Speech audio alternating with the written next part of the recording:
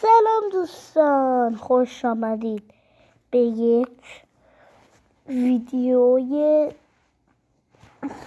جالب که نوشتم اسمشو.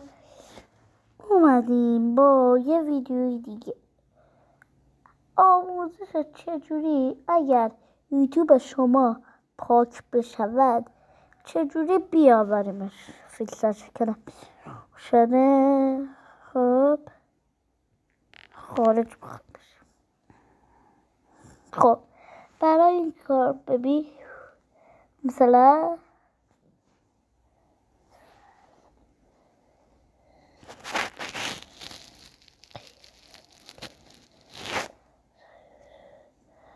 ببینید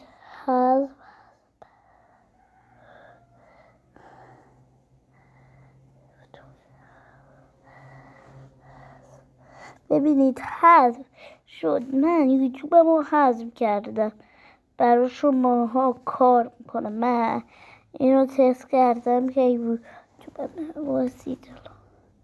ببینید اول برای کار تو گوگل میزنید یوتیوب که ما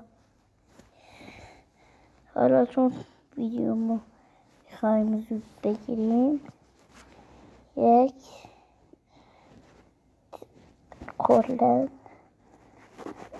میبرم. میرید اینجا مارک یوتیوب رو به انگلیسی میزنید.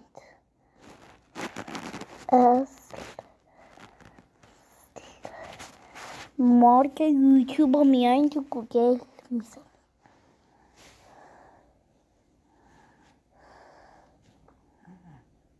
وارد گوگل. نه این برای یوتیوبه. واسید بزنید. شما اگه یوتیوب تو پاک کردید یکی دیگه بزنید. واسه بزنم اینو. ببینید اگه یوتیوب رو پاک کنید بسید اینجا می نویسه فعال سازی. فعال می نویسه. او دکمه رو بزنید.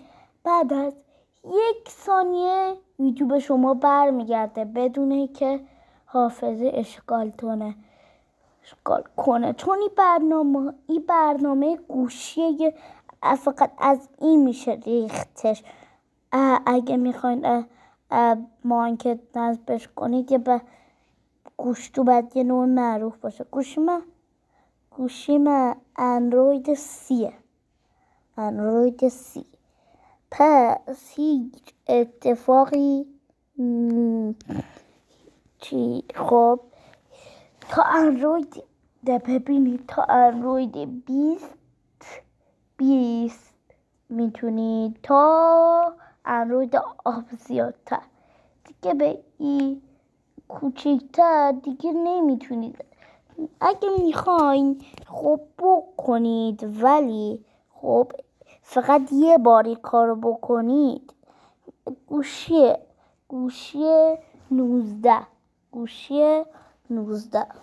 این متاسفانه فقط تو گوشی های اندرویدی اتفاق میفته.